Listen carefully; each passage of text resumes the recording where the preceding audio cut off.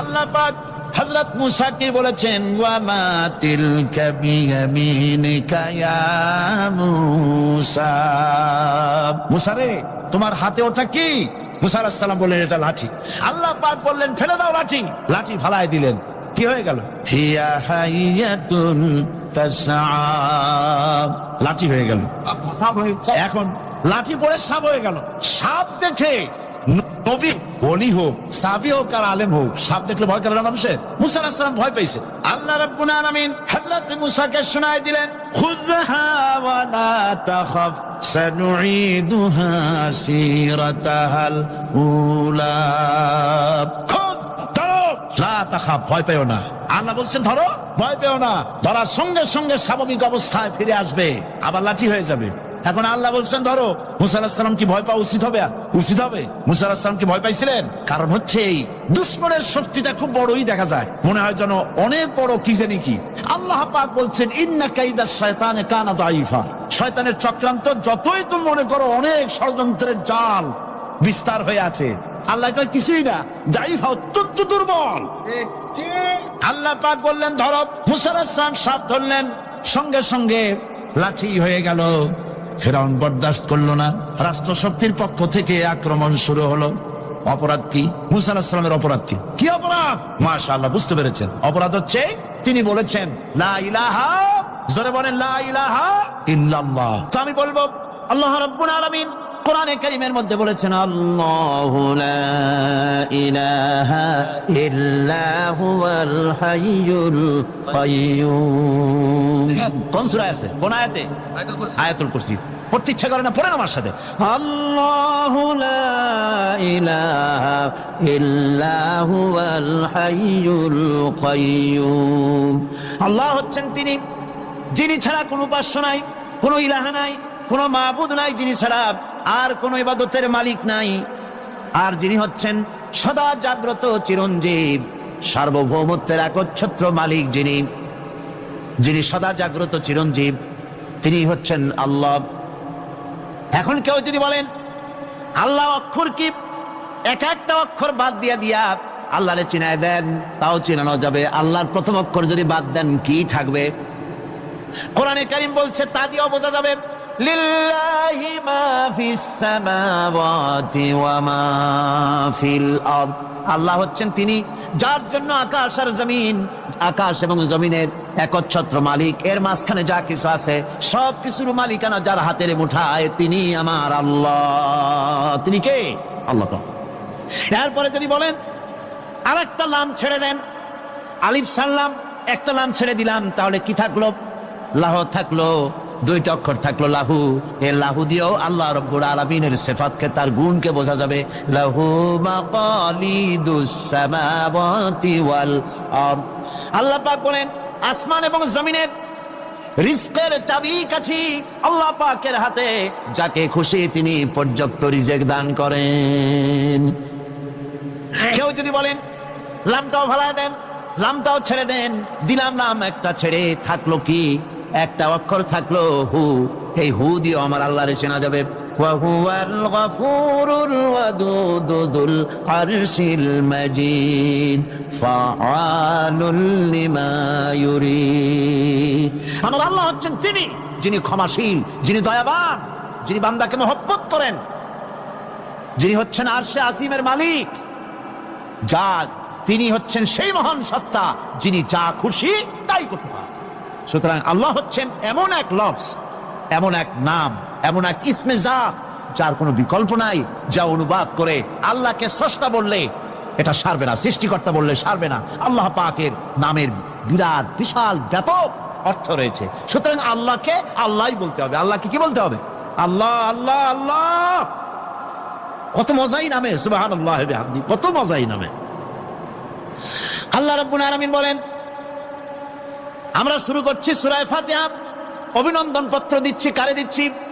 আল্লাহ পাককে দিচ্ছি। সেখানেও ভাষা দিয়ে রব্বুল আলামিন বলেন প্রশংসা করো, আলহামদুলিল্লাহি রাব্বিল আলামিন। সমস্ত প্রশংসা আল্লাহ পাকের, যিনি হচ্ছেন রব, যিনি কি? রব। এখন এই রব শব্দের বাংলা অর্থ করা হয় প্রভু, লালনকারী, প্রতিপালনকারী, কিন্তু এই অর্থ যথেষ্ট নয়। কোরআনে কারিমে যে রব বলা হয়েছে তার অর্থ হচ্ছে, তার অর্থ ব্যাপক, অনেক বিশাল এর অর্থ। এ রব কাকে বলে?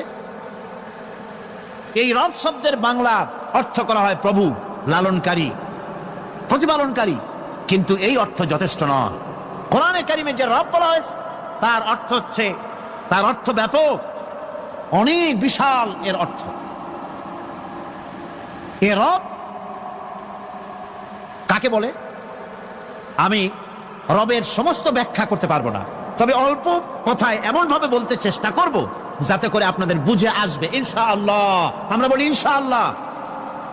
এখন আপনারা যদি আমাকে প্রশ্ন করেন যে অত কথা বুঝি না, এক লাইনে এক বাক্যে বুঝাই দেন রব কাকে বলে, তাহলে আমি কথাটা এইভাবে বলবো, যাহার যখন যে জিনিসে যতটুকুন প্রয়োজন তাহাকে তখন সেই জিনিস ফরিয়াদ করার আগে যিনি পৌঁছে দেন তার নাম হচ্ছে রব। এ রব হচ্ছে তার মধ্যে রুবুবিয়তের সম্পূর্ণ কোয়ালিটিতে ভর্তি। আল্লাহ পাকের মধ্যে রুবুবিয়তের কোয়ালিটি। রব শুধু সৃষ্টি করেই ছেড়ে দেন না, প্রতিপালন করেন, পূর্ণতায় পৌঁছে দেন। সুবহানাল্লাহ বলতে ইচ্ছে করে না ভাইরা? দেখেন আল্লাহ রাব্বুল আলামিন এমন রব, বাংলাদেশের কুকুর আর আমেরিকা ইউরোপের শীত প্রধান দেশের কুকুর একরকম নয়। আমাদের দেশের পশু ইউরোপ আমেরিকা শীত প্রধান দেশের পশু একরকম নয়। তার কারণ হলো আমাদের দেশে শীত কম, নাতিশীতোষ্ণ অঞ্চলের মধ্যে খানিকটা পড়ে যায়। এখানে পশুদের গায়ে কম পশম থাকলে কোনো অসুবিধা নাই। ভেড়া, ঘোড়া, কুকুর, বন্য প্রাণীকে কেউ তো কম্বল দেয় না, ল্যাব দেয় না, রাজাই দেয় না, খাতা দেয় না, চাদর দেয় না। আল্লাহ রাব্বুল আলামিন তিনি এমন রব, শীত প্রধান দেশের পশুদের গায়ে পশম দিয়া চিরস্থায়ী কম্বল জড়ায় দিয়েছেন। এটা হচ্ছে রব। প্রতিপালনের পদ্ধতি কি সুন্দর করে তিনি প্রতিপালন করছেন, কি সুন্দর করে তিনি পশু পক্ষীগুলিকে তাদের আহার জোগাড় করছেন, প্রতিপালন করছেন। তিনি রব, মানুষকে সৃষ্টি করেছেন, আমাদেরকে সৃষ্টি করেছেন, সব প্রয়োজন মিটাইছেন, সকল প্রয়োজন মিটিয়েছেন, একটা জিনিস বাদ রাখেন না। আমাদের মুখে দাঁতের দরকার ছিল, মায়ের পেট থেকে দাঁত নিয়ে আসিনি। মায়ের পেট থেকে আসার পরে আমাদের খাবারের দরকার ছিল। লক্ষ্য করেন রব কারে বলে, লক্ষ্য করুন। মায়ের পেটের মধ্যে যখন ছিলাম ওখানে কোনো রোগের জীবাণু ঢুকতে পারে নাই। ফি করারিন মাকিন, একটি সুরক্ষিত জায়গায় আল্লাহ রাব্বুল আলামিন বাচ্চাকে রেখেছেন, যেখানে কোনো সর্দি হবে না, জ্বর হবে না, সর্দি হবে না, ব্রঙ্কাইটিস হবে না, ডায়াবেটিস হবে না, প্রেসার হবে না। মায়ের পেটের মধ্যে বাচ্চাকে এমন জায়গায় আল্লাহ যত্ন করে রেখেছেন।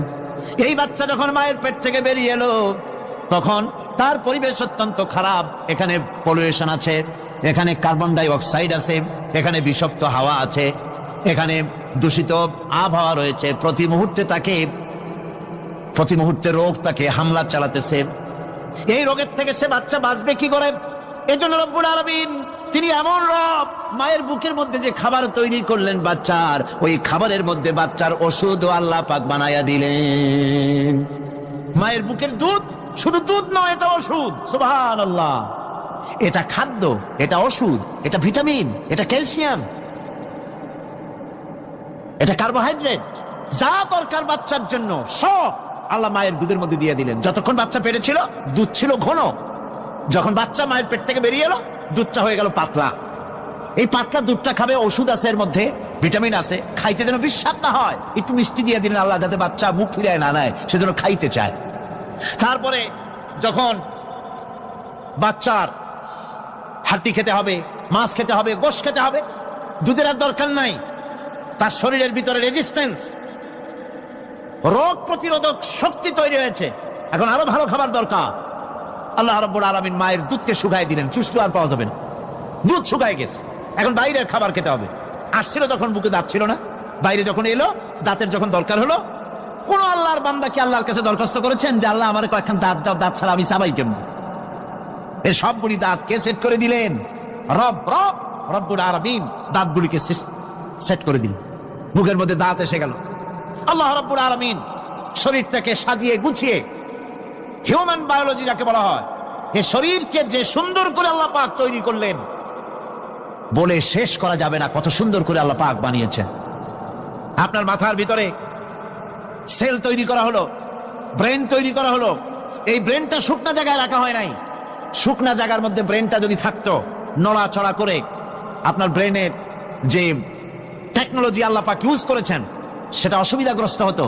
এই জন্য ক্রিম যেভাবে পানির মধ্যে ভাসা থাকে, পানির মধ্যে ভাসমান ক্রিম মাখন যেভাবে রাখা হয়, সামান্য পানির মতো করে এর ভিতরে ব্রেনটাকে রাখা হয়েছে।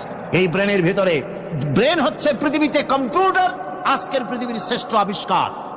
কিন্তু মানুষের মাথায় যে কম্পিউটার আল্লাহ পাক দান করেছেন, এই কম্পিউটারের সামনে দুনিয়ার কম্পিউটার এতিম। এবার লন্ডন গিয়েছিলাম, প্রত্যেক বছর 1.5 মাস 2 মাস সময় পাই, কিন্তু আপনারা দোয়া করেছেন এখন পার্লামেন্টে সময় দিতে হয় বেশি। বিদেশের সফর কমে গিয়েছে, 10 দিনের জন্য গিয়েছিলাম। ওরা আমাকে একটা ডায়েরি দিল, সেই ডায়েরিটার ভিতরে ডিজিটাল ডায়েরি। এই ডায়েরির মধ্যে তারা বলল যে এরকম, এই যে কাগজটা আপনারা দেখতে পাচ্ছেন, এই রকমের কাগজের 10 লক্ষ পাতা লিখতে যত কাগজ লাগে, এরকমের 10 লক্ষ পাতার লেখা ছোট্ট এই ডায়েরিটার মধ্যে ঢুকাই দেওয়া যায়। 10,000 টেলিফোন নাম্বারের মেমোরিতে তুলে দেওয়া যায়। এটা হচ্ছে লেটেস্ট আবিষ্কার। কিন্তু আল্লাহ পাক মানুষের যে ব্রেনটা তৈরি করলেন, পৃথিবীতে যা আছে এ সব কিছু একটা মানুষের ব্রেনের মধ্যে, সমস্ত তত্ত্ব, সমস্ত ফ্যাক্টস মানুষের মেমোরির ভিতরে ঢুকাবার পরেও আরো লক্ষ লক্ষ জায়গা বাকি থেকে যাবে, শূন্য থেকে যাবে, যা পূরণ হওয়ার নয়। এত বিশাল মেমোরি আল্লাহ পাক তার মানুষের মাথার মধ্যে তৈরি করে দিয়েছেন। সুবহানাল্লাহ বিহামদি। দেখুন অবস্থাটা কি। আল্লাহ তার মানুষকে কিভাবে, রব কাকে বলে, রব কারে বলে, সুবহানাল্লাহ বিহামদি। চোখের সামনে রাস্তা দিয়ে চলতে গিয়ে চোখের সামনে সাপ দেখলেন, চোখ দেখার কাজ করেছে। চোখ কি করেছে? দেখার কাজ করেছে। এখন কি করবেন? চোখ কিন্তু দেখে বসে থাকে নাই, চোখ দেখা মাত্রই ট্রান্সমিট করেছে ব্রেনকে। ব্রেন সাথে সাথে অ্যাকশন নিতে বলেছে হাতকে আর পাওকে। হাতে লাঠি থাকলে পিটাও, লাঠি না থাকলে পাকে বলেছে দৌড় মারো। এই যে সাপ দেখলো, চোখ এটাকে পাঠাই দিল ব্রেনকে, ব্রেন পাঠাই দিল অ্যাকশনে হাতে আর পায়। এতে কিন্তু 1 সেকেন্ড সময় লাগে নাই, 1 সেকেন্ডের কয়েক লক্ষ ভাগের 1 ভাগের ভিতরেই মানুষ অ্যাকশনে এসে গিয়েছে। সুবহানাল্লাহ। এর নাম হচ্ছে রব। এর নাম কি? রব। তার অফুরন্ত সৃষ্টি। মানুষের হার্ট তৈরি করেছেন, চোখ তৈরি করেছেন। চোখে কিন্তু আমরা নেগেটিভ দেখি। চোখে আমরা কি দেখি? নেগেটিভ দেখি। এই নেগেটিভটা চোখ ক্যাচ করে ব্রেনের ভিতর থেকে পজিটিভ হয়ে কে বের করে দেয়। সুবহানাল্লাহ বিহামদি। কানে অসংখ্য শব্দ শুনি, কিন্তু কোন শব্দ তো জড়ায় যায় না। অসংখ্য শব্দ আমরা শুনি। যেমন রেডিও ঘুরাচ্ছেন, 9 ব্যান্ড রেডিও অথবা এর থেকেও বেশি ব্যান্ডওয়ালা রেডিও। আপনি যখন ঘুরাচ্ছেন কোন সেন্টার ধরার জন্য, অনেক সময় 4-5টা সেন্টার জড়ায় যায় না? জড়ায় কিনা? 4-5টা সেন্টার জড়ায় যায়, সর্বনাশ হয়ে যায়। কোনটা থেকে কোনটা শুনবেন? তো এইরকম করে আপনার কানের ভিতরে শব্দগুলি সব জড়াইয়া পাকাইয়া আপনার কানের মধ্যে একটা বিশ্রী আওয়াজ সৃষ্টি করে দিতে পারত। কে? স্তরে স্তরে শব্দগুলিকে শোনার ব্যবস্থা করেছে। আপনার জিহ্বার ভিতরে হাজারো রকমের স্বাদ গ্রহণ করার জন্য একটা জিহ্বায় এতগুলি টেস্ট নেওয়ার ক্ষমতা কে তৈরি করে দিলেন? আল্লাহ রাব্বুল আলামিন। সুবহানাল্লাহ বিহামদি। তিনি হচ্ছেন রব, যিনি মানুষের প্রতিপালন সৃষ্টি করেন এবং প্রতিপালন করেন, এমনি এমনি ছেড়ে দেন। এরপরে মানুষের সব প্রয়োজন তিনি মিটিয়েছেন। মানুষের জীবন ধারণের জন্য সব থেকে বড় প্রয়োজন পানি। সবচেয়ে বড় প্রয়োজন কি? পানি। জোরে কোন কি? পানি। জীবনের জন্য পানি এবং আর্দ্রতা, এই দুটি জিনিস অপরিহার্য, এছাড়া জীবন বাঁচবে না। আমরা দেখতে পাই সমুদ্র ভরা পানি মজুদ আছে। লক্ষ্য করে, সমুদ্র ভরা পানি মজুদ আছে, নদী খাল বিল ভরা পানি মজুদ আছে, কিন্তু এটাই তো যথেষ্ট নয়। রব হচ্ছেন তিনি, যিনি এই বিশাল বিশাল পানির মজুদ থেকে বাতাসকে যিনি প্রতিনিয়ত বাষ্পীয় আকারে পানিগুলিকে সমুদ্র থেকে উত্থিত করেন, পানিগুলিকে উত্থিত করেন মহাকাশে। আল্লাহ পাক বলেন, আল্লাহুল্লাযী আরসালার রিয়াহা ফাতুসিরু সাহাবা। বাষ্প হয়ে পানিগুলি আকাশে উত্থিত হয় এবং মহাকাশে যাওয়ার পর এই পানিগুলি, লবণাক্ত পানিগুলি আল্লাহর মেশিনে সেগুলি মিষ্টি হয়ে যায়। জোরে কোন সুবহানাল্লাহ। পানিগুলি মিষ্টি হয়ে গেল। ওই মিষ্টি পানি আল্লাহ রাব্বুল আলামিন নাজিল করে দিলেন। এবার বৃষ্টি কণা কণা হয়ে পড়লো, ফোঁটা ফোঁটা বৃষ্টি। আল্লাহ খুঁজে দেখলেন বৃষ্টির ফোঁটাগুলি পৃথিবীর প্রতিটি কণা তালাশ করে তৃষ্ণার্ত কণাগুলিকে আল্লাহ পাক ভিজায় দিলেন। সেই জন্য তার নাম হলো রব। তিনি হচ্ছেন রব, প্রয়োজন মিটান। পানি সবচেয়ে প্রয়োজন বেশি, সেই পানি আল্লাহ পাক এভাবে সরবরাহ করলেন। জমিনের চারিদিকে নদী নালা রেখেছেন, জমিনকে আর্দ্র করেছেন, জমিনের ভিতরের পানি মিষ্টি করেছেন। টিউবওয়েল মারলে পরে, পাম্প করলে পরে ভিতর থেকে মিঠা পানি আল্লাহ পাক বের করে দেন। সুবহানাল্লাহ। এই মিষ্টি পানির ব্যবস্থা করেছেন। এরপরে তিনি ওই আল্লাহ পাক মিষ্টি পানির ব্যবস্থা করে বৃষ্টির মাধ্যমে পৃথিবীতে ফসল উৎপাদনের ব্যবস্থা করে দিলেন। পাক কোরআনে কারীমের মধ্যে বলেছেন, ওয়াজআলনা মিনাল মাই কুল্লা শাইইন হায়্য। পানি দ্বারাই আমি সব বস্তুকে সজীব রাখি। বৈশিষ্ট্যের দিক থেকে পানির রয়েছে অনেক গুণ, আশ্চর্য গুণ। পৃথিবীর ৭৫% হচ্ছে পানি। আকাশ থেকে অর্থাৎ চাঁদ থেকে যখন চাঁদে ভ্রমণকারীরা যখন ছবি তুলেছে, তো সেই ছবিতে ব্লু রঙে এসেছে বেশি, সবুজ এসেছে কম। সবুজ হলো গাছপালা, আর ব্লু হচ্ছে পানি। সমুদ্রের পানির রং হচ্ছে নীল। মানুষের শরীরের ভিতরে ৬০% পানি, গাছের মধ্যে রয়েছে পানি। পানি ছাড়া পৃথিবীর বাঁচার কোনো পথ নাই। আবার দেখেন, প্রচন্ড শীতের কারণে, ঠান্ডার কারণে যেসব এলাকায় তাপমাত্রা হিমাঙ্কের নিচে এসে যায়, সেই সব দেশে সমুদ্রের পানি আর দরিয়ার পানিগুলি বরফ হয়ে যায়। এই বরফ যখন হতে থাকে, তখন পানি তার নিজের তাপকে নিচের দিকে ছুটতে থাকে। উপরের তাপ বরফ হয়ে যায় ঠান্ডা, আর নিচে তাপ বিচ্ছুরিত করে দিয়ে পানির ভিতরে যত জলজ প্রাণী আছে আর উদ্ভিদ আছে, সবগুলিকে বাঁচায় রাখার ব্যবস্থা আল্লাহ রাব্বুল আলামিন এভাবে করে থাকে।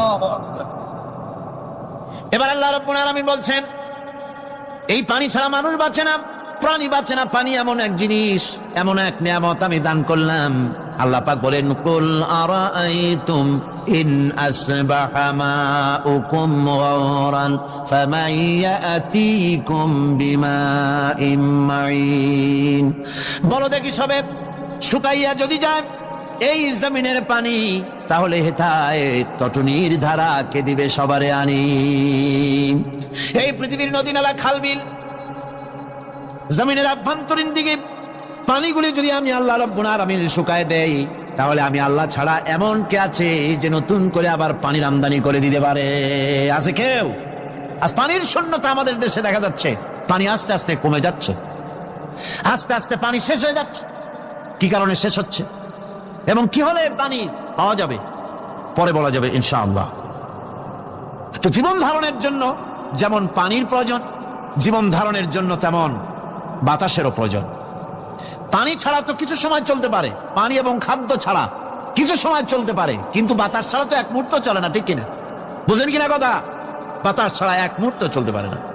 অথচ আল্লাহ রাব্বুল আলামিন এই বাতাস দিয়ে গোটা আকাশকে, শূন্য জায়গাগুলি বাতাস দিয়ে ভরে রেখেছেন, যাতে করে কারো বাতাসের কোনো অসুবিধা না হয়, শ্বাস করতে কোনো কষ্ট না হয়। প্রাণী জগৎকে বাতাস দিয়ে বাঁচিয়ে রাখার জন্য আল্লাহ পাক মহাশূন্যকে এভাবে সব এলাকা বাতাস দিয়ে ভরে রেখেছেন। এই জন্য তার নাম হচ্ছে রব। এটাই হচ্ছে রুবুবিয়তের নমুনা। আমার ভাইয়েরা, আল্লাহ রাব্বুল আলামিন পানি দিলেন, বাতাস দিলেন, খাদ্যের ব্যবস্থা করে দিলেন। শস্য শ্যামল এলাকায় আল্লাহ পাক সব জায়গাগুলিতে শস্য শ্যামল হোক অথবা উষর ধূসর মরুভূমি হোক, সারা পৃথিবী জুড়ে আল্লাহ রাব্বুল আলামিন খাবারের দস্তরখান বিছায় রেখেছেন। ওয়ামা মিন দাব্বাতিন ফিল আরদি ইল্লা আলাল্লাহি রিজকুহা।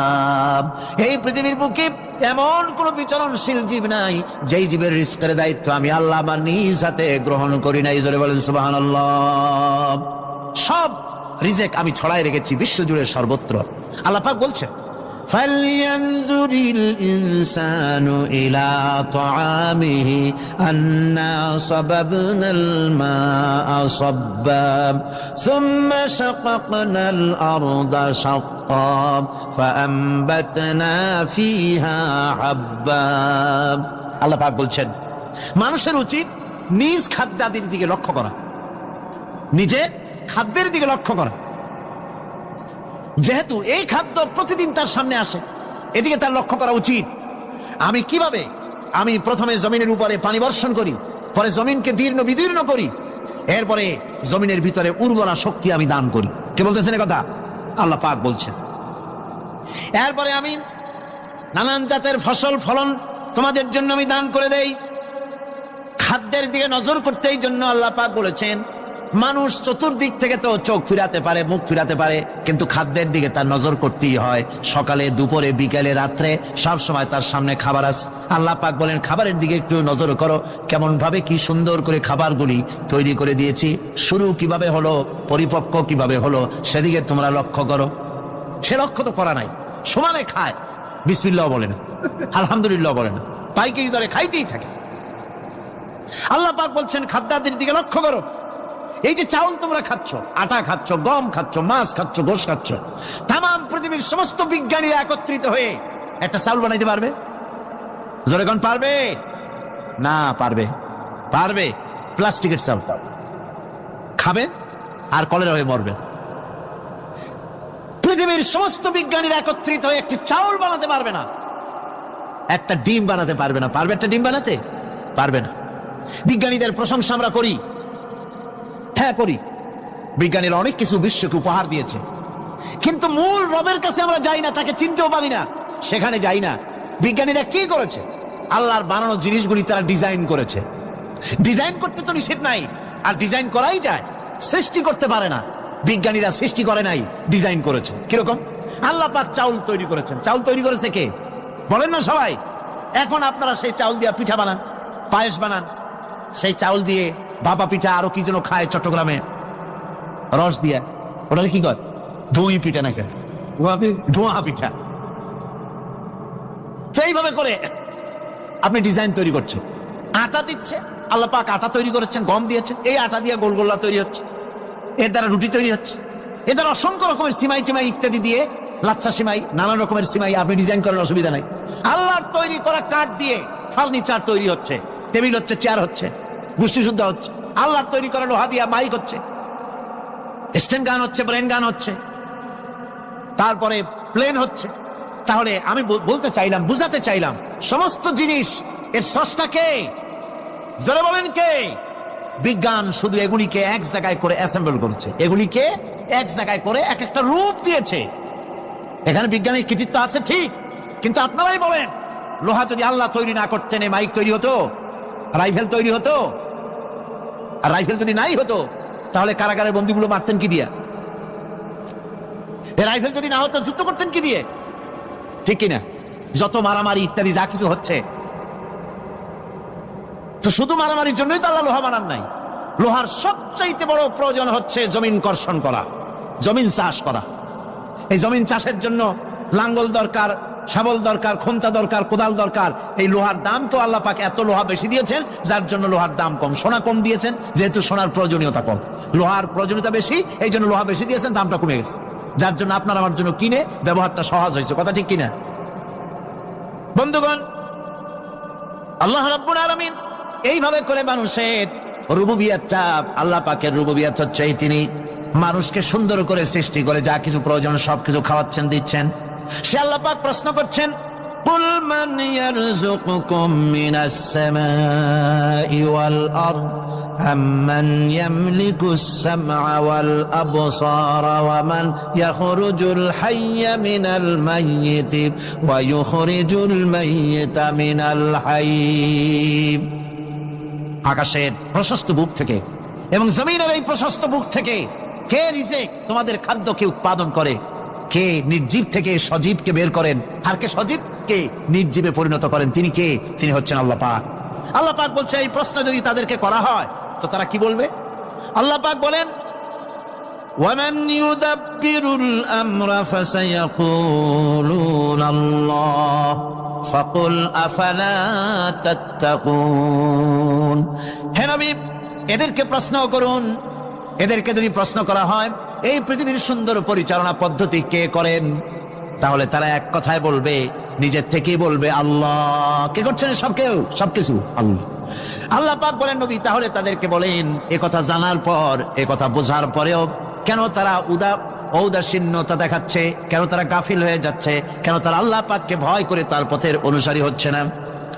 যে আল্লাহ রাব্বুল আলামিন এত কিছু করছেন, তিনি তার পরিচয় সম্পর্কে বলে দিচ্ছেন, ফাযালিকুমুল্লাহু রাব্বুকুমুল হক ফামাযা বা'দাল হক ইল্লাদ দালাল। নিশ্চয়ই এসবের মূলে রয়েছেন তোমাদের রব, আমাদের আল্লাহ, আমাদের রব। সুতরাং উজ্জ্বল সত্য প্রকাশিত হওয়ার পর গোমরাহি ছাড়া আর কিছুই বাকি থাকে না। সুতরাং যারা সত্যের পথের অনুসরণ করতে চায়, রবকে চিনতে হবে, আল্লাহ পাককে জানতে হবে এবং তাকে অনুসরণ করতে হবে, তাকে রব হিসাবে চিনতে হবে। আমার বন্ধুগণ, এটা হচ্ছে সেই রুবুবিয়াত ইলাহি যার দিকে হযরত মূসা আলাইহিস সালাম ইঙ্গিত করেছিলেন ফিরআউন যখন তাকে প্রশ্ন করেছিলেন, ফামান রাব্বুকুমা ইয়া মূসা, হে মূসা, তোমাদের দুজনের রব কে? তোমাদের রব, তোমাদের প্রভু কে? তিনি জবাব দিলেন, রব্বুনাল্লাযী আ'তা কুল্লা শাইইন খালকাহু সুম্মা হাদা। রব হচ্ছেন আমাদের তিনি, যিনি নাকি আমাদের প্রতিপালক, আমাদেরকে সৃষ্টি করেছেন এবং আমাদেরকে হেদায়েত দিয়েছেন, সঠিক পথের দিশা দিয়েছেন। এখানে হেদায়েত হচ্ছে, এখানে হেদায়েত শব্দের অর্থ হচ্ছে সৃষ্টি শুধু করেন নাই, তাকে চলার, তার খাদ্য অনুসন্ধানের, তাকে বেঁচে থাকার সবকিছুর উপকরণ, এর কমন সেন্স, এর সাধারণ জ্ঞান আল্লাহ পাক তার সাথে দিয়েছেন। তিনি হচ্ছে রব। আচ্ছা, একটা দৃষ্টান্ত দেই। এই হেদায়েতটা কি? এই হেদায়েতটা হচ্ছে, আপনাদের বাড়িতে যদি কারো বিড়াল থাকে, বিড়াল, বিড়াল বোঝেন তো না? কি বলে এখানে? বিড়াল, বিলাই নাকি বলে? বিড়াল। এই বিড়াল যদি আপনাদের কারো বাড়িতে থাকে, তো বিড়ালের প্রসবকালীন অবস্থা দেখবেন, বিড়ালের প্রসব হবে, বাচ্চা দেবে। বিড়াল তখন ঘরের মধ্যে পেরেশান হয়ে ঘুরতে থাকে, একটা নিরাপদ জায়গা খোঁজে, একটা নিরাপদ জায়গা খোঁজে। প্রসব করার 2-3 দিন আগের থেকে খুঁজতে থাকে তার জন্য নিরাপদ জায়গা কোনটা। এরপরে খুঁজতে খুঁজতে প্রসবের দিন সে সত্যিকারের ঘরের মধ্যে সবচাইতে কোনা কানা জায়গা যেটা, সেই রকমের একটা নিরাপদ জায়গা সে বেছে নিল। এরপরে বাচ্চা হলো। বাচ্চা হওয়ার পর এই বাচ্চার উপরে কেউ যেন আক্রমণ না করে, শত্রু যেন তার জায়গাটিতে না আসে, এই জন্য বাচ্চাটার তো হাত দিয়া মায়ের মতো করে নিতে পারে না, সে আস্তে করে ঘাটটা কামড়ায় ধরে যাতে করে বাচ্চা ব্যথা না পায়। ওইভাবে করে ঘাট কামড়ায় ধরে, আজকে এই সিঁড়ির নিচে, কালকে ওই খাটের নিচে, পরশুদিন এই আলমারির কোনায়, এইভাবে বাচ্চাগুলি সরায় সরায় রেখে বাচ্চাকে প্রতিপালন করে। এই বিড়ালের হেদায়েত দিলটা কে? যিনি দিলেন তার নাম রব। তিনি হচ্ছেন রব্বুল আলামিন। সন্তান প্রতিপালনের ব্যবস্থা শুধু দুনিয়ার মানুষকেই দেন নাই, প্রাণী জগৎকেও দিয়েছেন। সুবহানাল্লাহ। বলেন বলেন, মুরগির বাচ্চা হলো, ডিমের থেকে বাচ্চা বেরোলো, এই বাচ্চাগুলি হয়েছে গতকাল। আজকে বাচ্চাগুলি আদার খাচ্ছে মায়ের সাথে, হঠাৎ করে একটা চিল এলো আর ওর মা একটা সিগন্যাল মারলো, সাথে সাথে বাচ্চাগুলি দৌড়াইয়া এমন পলান দিল, আপনি তো ভালো একাদশীর বাপেও তালাশ করে পাবে না যে মুরগির বাচ্চা পলাইলো কই। এখন ওই বাচ্চাটিকে এই সিগন্যাল সম্পর্কে কে অবহিত করলো যে এইরকম একটা আওয়াজ শুনলে এটা ভীতির আওয়াজ, এটা সাইরেন, এটা বিপদ সংকেত, এটা ডেঞ্জার সিগন্যাল, এটা শুনলে দেখলে তাড়াতাড়ি করে আত্মগোপন করবা। কেটে গেল, কেটে গেল, আল্লাহ পাক শিখাইছেন। এখন এক শ্রেণীর বুদ্ধিজীবী তারা আবার উল্টা কথা কয়। তারা বলে কি? তারা বলে যে মুরগি বাচ্চা, এই বাচ্চা যে দৌড় মারলো, এখানে আল্লাহ এইসব কিছু নাই, নাউযুবিল্লাহি মিন যালিক। তো এখানে কি আছে? ওই যে এখানে বিষয়টা হলো এই যে এই মুরগি আর মোরগ, ওর বাপ মা, এই দুজনের মধ্যে আছে চিলের ভয়, আছে শিয়ালের ভয়। ওই ভয় ওদের মধ্যে ছিল, এই মা বাপের ক্রসের মাধ্যমে বাচ্চা আসছে, কাজে ওই ভয়, বাপের যদি কোনো রোগ থাকে, মায়ের রোগ থাকে, তো এগুলি তো বাচ্চার মধ্যেও ঢোকে। তো ভয় হোক, সুখ হোক, দুঃখ হোক, এই অনুভূতি স্বাভাবিক প্রক্রিয়ার মাধ্যমে বাচ্চার মধ্যে ঢুকছে, আর সিল দেখে আওয়াজ শুনে সে আত্মগোপন করেছে। এইটা আমি পড়িয়া আমি আমার আলোচনা এক জায়গায় বললাম বুদ্ধিজীবীদের উদ্দেশ্যে, যদি সত্যি তাই হয়, মোরগ আর মুরগি মা বাবার মধ্যেই ভয় আছে বলে বাচ্চার মধ্যেই ভয় ঢুকছে, সেই জন্য সে আত্মগোপন করছে, তাহলে আবার মানুষের ব্যাপারে কথাটা আনি, মানুষেরা সাপের ভয় করে না মহব্বত করে? কথার জবাব দিলে না। যখন তখন মনে হয় আপনারা সাপ বুঝি ভালোবাসেন। সাপ আমরা সকলেই ভয় পাই, মায়ও ভয় পায়, বাবাও ভয় পায়। এই মায়ের গর্ভে সন্তান এসছে, সন্তানের বয়স 2 বছর, 2.5 বছর, ঘরের মধ্যে কেউ ছিল না, ঘরের মধ্যে একটা সাপ আসছে। এটা সুন্দর সাপ, দেখতে সুন্দর, কিন্তু সে সাপে কামড়ালে মানুষ মরে যায়। ওই সাপটা মাথা উঁচু করে ফোনা ধরেছে। এই বাচ্চাটা কি সাপ দেখে দৌড় মারবে, না বাচ্চাটা ওই সাপটাকে ধরার জন্য সে এগিয়ে যাবে? কোনটা করবে? এগিয়ে যাবে। তাহলে মা বাপের ভয়, তাদের মা বাপের রক্তের মধ্যে, শিরার মধ্যে সব জায়গায় সাপের ভয়, তার মাধ্যমে বাচ্চা হিসেবে বাচ্চার মধ্যে সাপের মহব্বত হইল কেন, ভয় হইল না কেন বাচ্চা অবস্থায়? সুবহানাল্লাহ। আমার বন্ধুগণ, মুরগির বাচ্চাকে হেফাজত করার জন্য বুদ্ধিমান প্রাণী মানুষ তার কাছে নাই বলে আল্লাহ রাব্বুল আলামিন তারে বাচ্চা অবস্থা থেকে বোঝার তৌফিক দিয়েছেন কোনটা ভয়ের আওয়াজ, কোনটা হলো বিপদের আওয়াজ।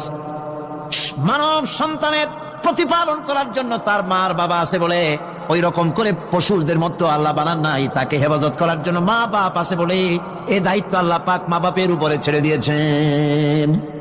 মা বাপ তাকে হেফাজত করে। রুবুবিয়তের প্রতিপালন, হেদায়েতের এই প্রতিপালন আল্লাহ পাক মানুষকে এভাবে করে তাদেরকে হেদায়েত দিয়েছেন, তার পথের চলার দিশা দিয়েছেন। পিঁপড়ার খাদ্য সংগ্রহের ব্যাপারটা দেখেন। পিঁপড়ার আছে দারুণ ঘ্রাণ শক্তি। কোথায় খাবার? 5 তলায় আপনি মিষ্টি খাচ্ছেন, রসগোল্লা থুয়ে দেন, তারপরে দেখেন কোন জায়গায় দিয়ে পিঁপড়া এসে জমের খাওয়া খায়, ঠিক কিনা? দেখেন তার কত তীব্র ঘ্রাণ শক্তি, সেখানে চলে যাচ্ছে। তাকে হেদায়েত দেওয়া হয়েছে, তাকে ঘ্রাণ শক্তি দেওয়া হয়েছে। চিল, শকুন, ঈগল কোথায় থাকে বুঝেন না? মহাশূন্যে 3 থেকে 3.5 মাইল উপরে শকুন, বাজ, ঈগল উঠতে থাকে। খাবে কি? ওখানে তো তার খাবার ছড়ানো নেই। আল্লাহ হচ্ছেন এমন রব, আমাদের স্রষ্টা হচ্ছেন এমন রব, যিনি ওই চিল, বাজ আর শকুন মহাশূন্যে যেগুলি উড়ে বেড়ায় ওদেরকে আল্লাহ পাক এমন তীব্র দৃষ্টি শক্তি দান করেছেন, 3 মাইল উপর থেকেও ছাগল মুরগি মরা দেখলে ওখান থেকে সে ঝাঁপায় পড়ে তা খেতে পারবে। তাকে দেওয়া হচ্ছে দৃষ্টিশক্তি। এরকম করে যার যা প্রয়োজন, সমস্ত প্রয়োজনগুলি আল্লাহ মিটাচ্ছেন। এরই নাম হচ্ছে রুবুবিয়াতে ইলাহি। এটাই হচ্ছে আল্লাহ পাক রব, এটা তার অসংখ্য প্রমাণ। সেই জন্য আল্লাহ পাক বলেন আলহামদুলিল্লাহি রাব্বিল আলামিন। পড়েন সবাই আলহামদুলিল্লাহি রাব্বিল আলামিন। সমস্ত প্রশংসা হচ্ছে আল্লাহ পাকের জন্য। কোন আল্লাহ? প্রথমে তো আল্লাহ বললাম, তারপর বললাম রব, এখন বলা হচ্ছে কোন রব? যিনি আলামিন, রব্বিল আলামিন, যিনি সমস্ত জাহানের রব। তাহলে বোঝা যাচ্ছে রব, জগৎ একটা না। জগৎ, কথা বুঝতেছেন আমার? জগৎ একটা নয়, অসংখ্য জগৎ আছে। বহুমাত্রিক জগতের কথা এখানে আল্লাহ পাক বলছে। আমি এই জন্য বলি যে কোরআন হচ্ছে বিজ্ঞানের উৎস। কোরআন বিজ্ঞানের কি? বিজ্ঞানের আবিষ্কার যত বাড়বে, বিজ্ঞান চিরটা কাল কোরআনের কাছে ভিক্ষার হাত দিয়ে এতিমের মতো দাঁড়ায় থাকবে কিয়ামত পর্যন্ত। আজ পৃথিবীর বিজ্ঞানীরা বলছে জগৎ সম্পর্কে, আমরা মনে করছি পৃথিবীটাকে, আমাদের কাছে তো জগৎ 2টা। কয়টা জগৎ? একটা জগৎ হলো এইটা, ইহ জগৎ আর পরজগৎ, এছাড়া আর কিছু জানি না। এই 2টাই জগৎ আমাদের কাছে। এখন দেখেন বিজ্ঞানীরা কি বলছে। বিজ্ঞানীরা বলছেন সৌরজগতে শুধু আমাদের সৌরজগৎটাই শেষ না, অসংখ্য সৌরজগৎ আছে মহাশূন্যে, অসংখ্য সৌরজগৎ। পৃথিবীর প্রতি 4 বিলিয়ন মানুষ যদি এক একটা সৌরজগৎ দখল করে, তাতেও সৌরজগৎ শেষ হবে না। আরো সহস্র সহস্র বিলিয়ন বিলিয়ন সৌরজগৎ আরো ফাঁকা পড়ে থাকবে। এত সৌরজগৎ আল্লাহ সৃষ্টি করেছেন। এই মহাশূন্যে বহুমাত্রিক জগতের কথা আল্লাহ পাক এখানে বলেছেন। এই পৃথিবী একটা জগৎ, এই মাটির তলে আছে আর এক জগৎ, সমুদ্রের ভিতরে আছে পানির তলার আর এক জগৎ। আর মহাশূন্য যে কি তা আপনার মাথায় শূন্য হয়ে যাবে চিন্তা করতে করতে। এই জন্য বিজ্ঞানীরা, বড় বড় বিজ্ঞানী, এরা কিন্তু নাস্তিক হয় না।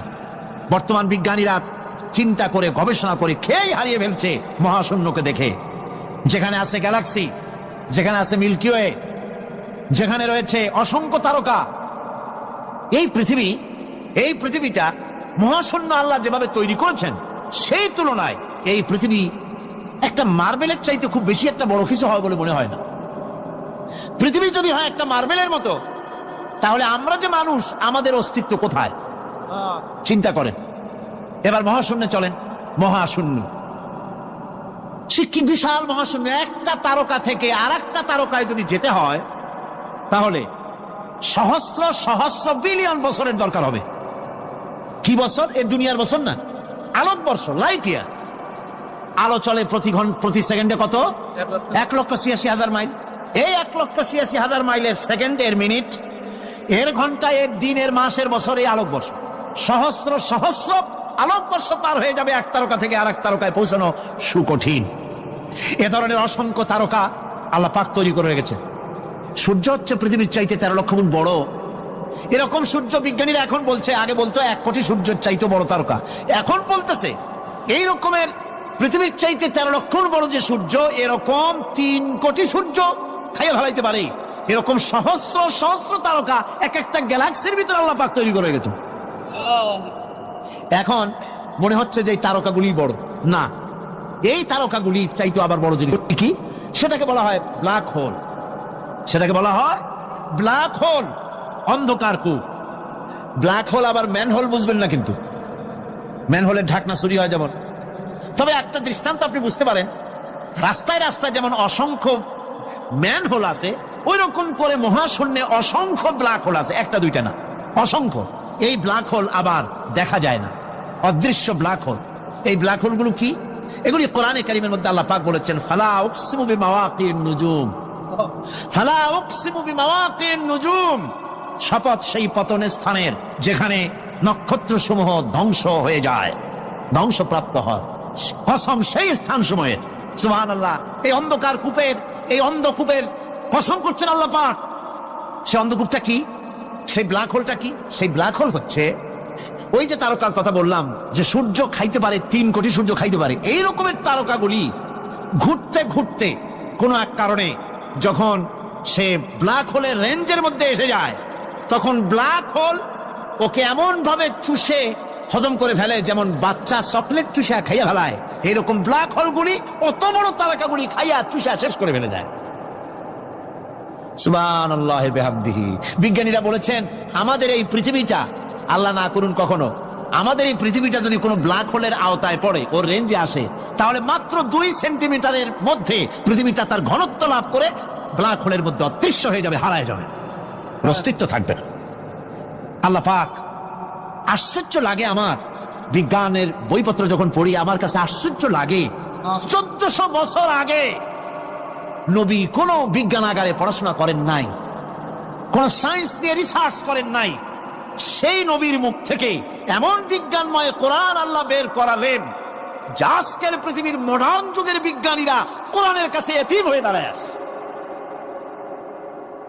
পৃথিবীর কোন বিজ্ঞানী বলতে পারবে না যে কোরআনে কারিমের অমুক আয়াতটা আনসাইন্টিফিক, এটা হাদিস আমাদের বিজ্ঞানের সাথে মিল খায় না, এমন কথা বলতে পারবে না। বরং কোরআন সার্টিফাই করবে তোমার এই বক্তব্য, তোমার এই থিওরি মোস্ট আনসাইন্টিফিক। কোরআন বলবে, ওরা বলতে পারবে না যে আয়াতটা আনসাইন্টিফিক। সুতরাং কোরআন হচ্ছে মহান বিজ্ঞানময়, কোরআন হচ্ছে আল্লাহ পাকের দেওয়া এক মহান বিধান, যে কোরআনের কারণে আল্লাহ পাক আমাদেরকে হেদায়েত দান করেছেন। সুতরাং এই কোরআন হচ্ছে, কোরআনের মধ্যে যা আছে, গোটা কোরআনে যা আছে সব সূরা ফাতিহায় আছে। সুবহানাল্লাহি বিহামদিহি। আল্লাহ পাক বলছেন, আলহামদুলিল্লাহি রাব্বিল আলামিন। মুহাব্বতের সাথে পড়েন সবাই, আলহামদুলিল্লাহি রাব্বিল আলামিন। সমস্ত প্রশংসা, যাবতীয় প্রশংসা সে আল্লাহ পাকের, যিনি তামাম জাহানের পালনেওয়ালা রব।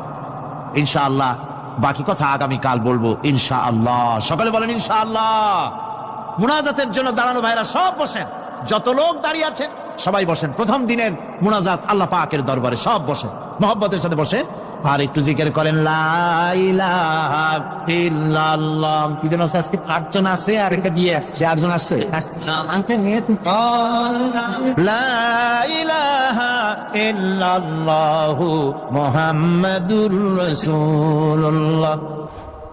বুখারী শরীফের ভিতরে এসেছে, স্যান্ডেলের ফিতা কাছা যদি ছিঁড়ে যায়, মানুষের কাছে চেও না, আমি আল্লাহর কাছে চাও।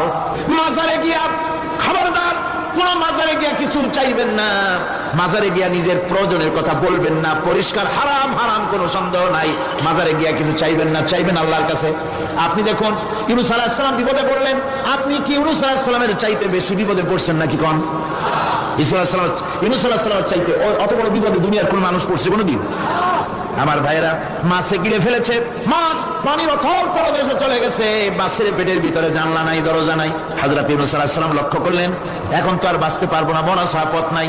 ইউনূস আলাইহিস সালাম চিৎকার মারলেন, লা ইলাহা ইল্লা আনতা সুবহানাকা ইন্নী কুনতু মিনাজ জালিমিন। পড়েন সবাই, লা ইলাহা ইল্লা আনতা সুবহানাকা ইন্নী কুনতু মিনাজ জালিমিন।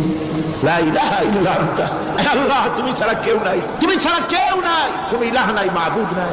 আমি তোমার পবিত্রতা ঘোষণা করছি, তুমি দয়া করে আমাকে বাঁচাও, আমি আমার নিজের উপর জুলুম করেছি। আমার বন্ধুগণ, এত বড় মারাত্মক বিপদের ভিতরে ইউনূস আলাইহিস সালাম যখন চিৎকার মারলেন পানির ভিতরে বসে, মাছের পেটের ভিতরে বসে, আল্লাহ রাব্বুল আলামিন চুপ করে থাকলেন না, সঙ্গে সঙ্গে রব্বুল আলামিন জবাব দিয়ে দিলেন, ফাস্তাজাবনা লাহু ওয়া নাজ্জাইনাহু মিনাল গাম্মি ওয়া কাযালিকা নুজিল মুমিনিন।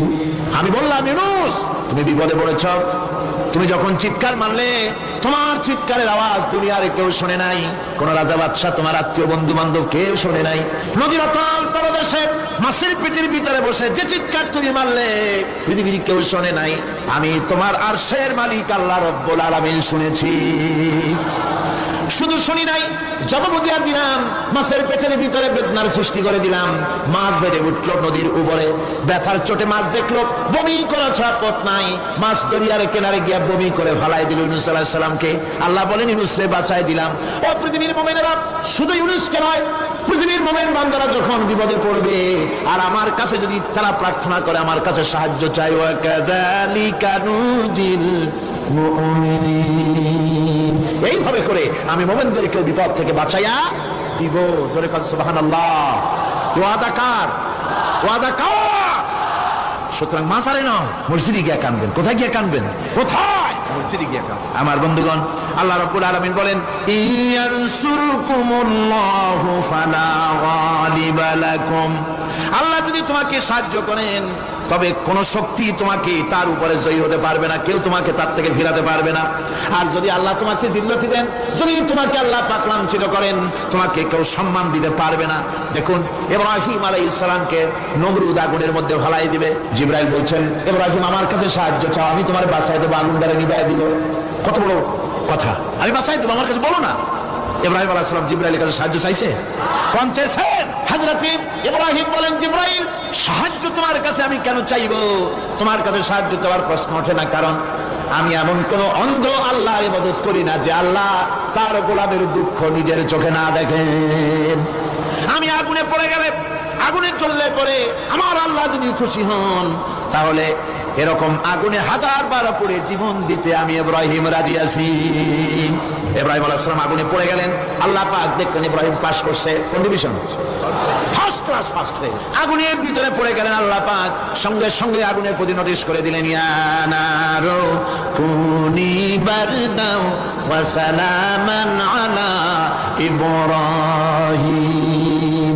আগুন আমার ইব্রাহিমের জন্য শান্তিদায়ক, ঠান্ডা হয়ে যা। সুবহানাল্লাহি ওয়া বিহামদিহি। এই জন্য আল্লাহ রাসূল বলেছেন, ইযা সালতা ফাসআলিল্লাহ, যদি কিছু চাও কার কাছে চাইবা? কে শেখাচ্ছেন? রাসূল। আল্লাহ রাসূল বলছেন, ইযা সালতা ফাসআলিল্লাহ, যদি কিছু চাও আল্লাহর কাছে চাও। ওয়া ইযা ইসতানতা ফাসতাইন বিল্লাহ, আর যদি চাইতে চাও, সাহায্য চাও, সাহায্য চাইবা আল্লাহর কাছে। কার কাছে? কোন মাজারে চাইবেন? কোন মাজারে চাইবেন? কোন কবরস্থানে চাইবেন? কারা কারা চাইবেন না হাত উঁচু করে দেখান। আলহামদুলিল্লাহ।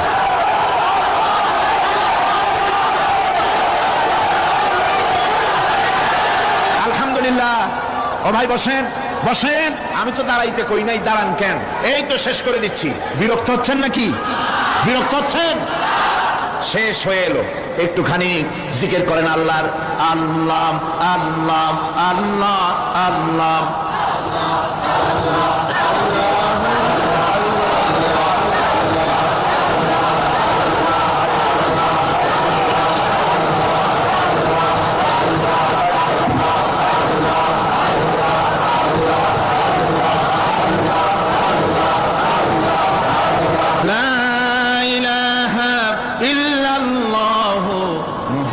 মুহাম্মাদুর রাসূলুল্লাহ।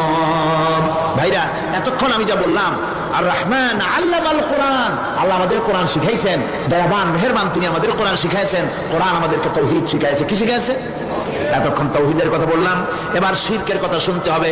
তাওহীদ বোঝা যাবে না শিরক না জানলে, শিরক বোঝা যাবে না তাওহীদ না জানলে।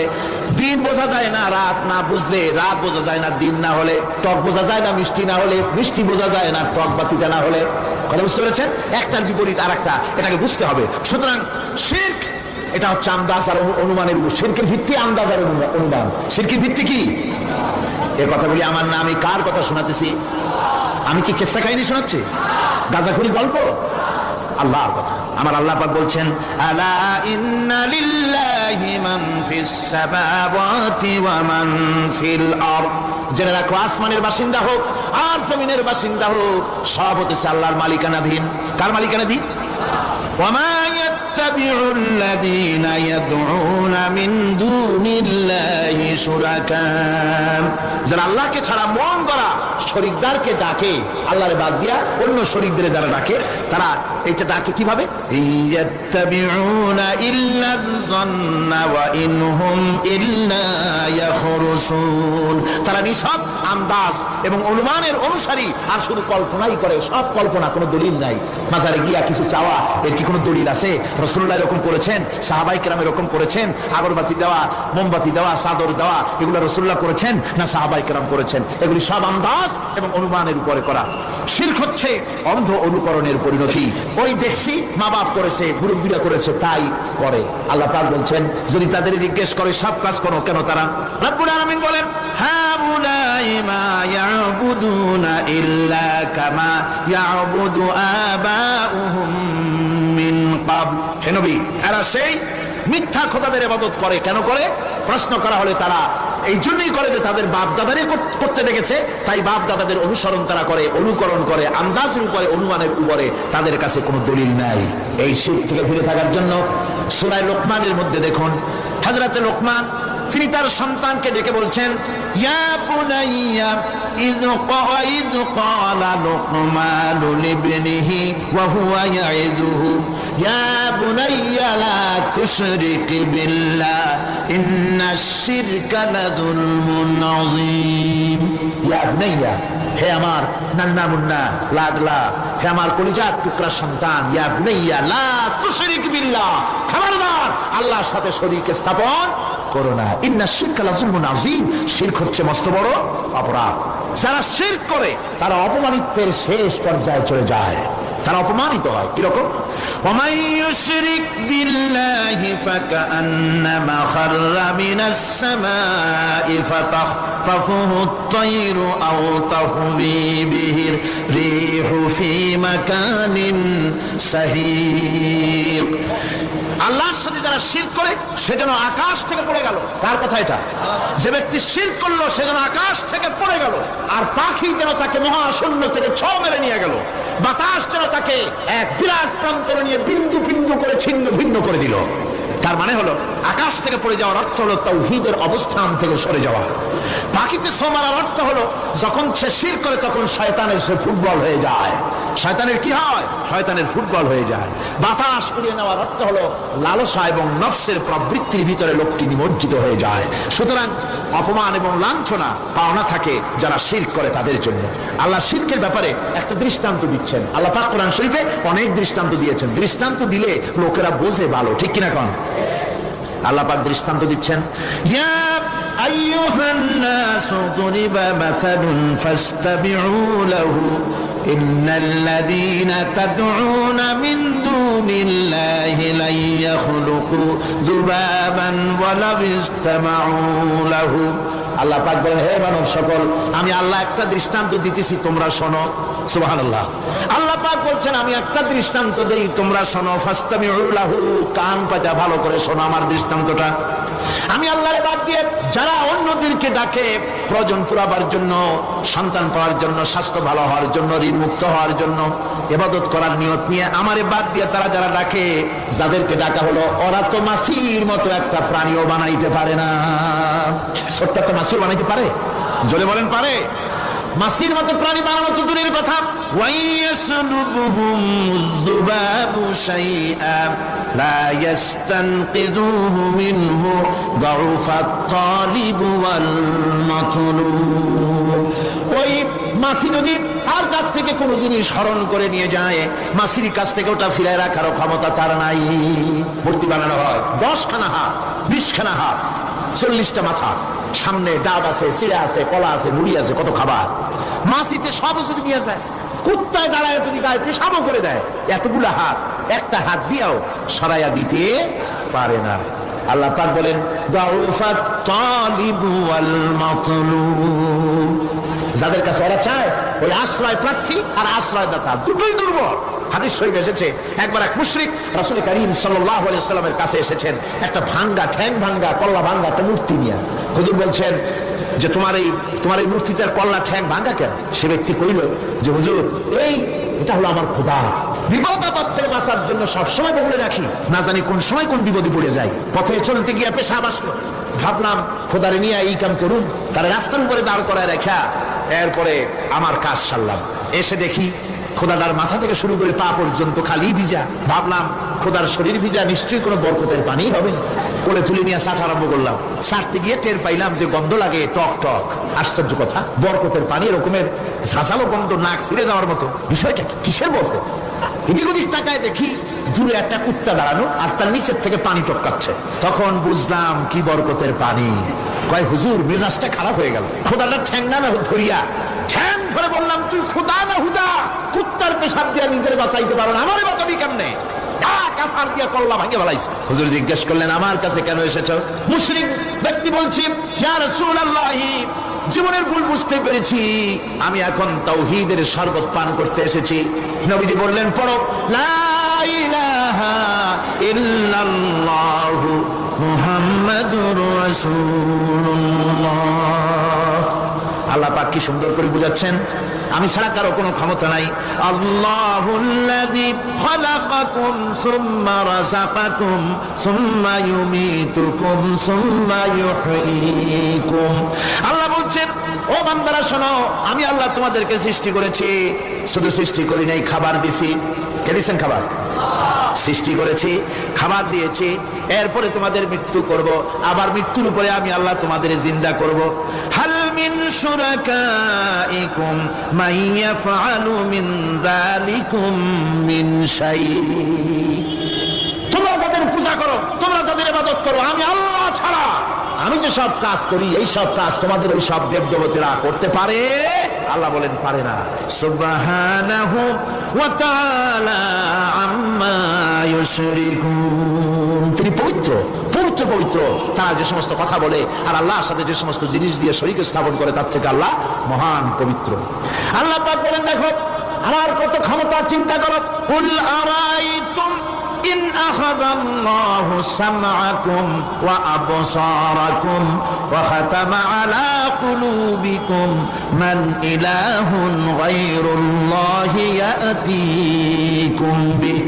আল্লাহ পাক বলেন নবী আপনি বলেন, বলে দিন আল্লাহ যদি, তোমরা কি কখনো এই কথা চিন্তা করে দেখেছো, আল্লাহ যদি ইচ্ছে করেন তাহলে তোমাদের কানের শ্রবণ শক্তি আল্লাহ পাক বন্ধ করে দিতে পারেন, ইচ্ছে করলে তোমাদের চোখ দুটির দৃষ্টি শক্তি আল্লাহ পাক কেড়ে নিতে পারেন, ইচ্ছে করলে তোমার বিবেক বুদ্ধি সব লোপ পায়া পাগলে পরিণত করে দিতে পারেন।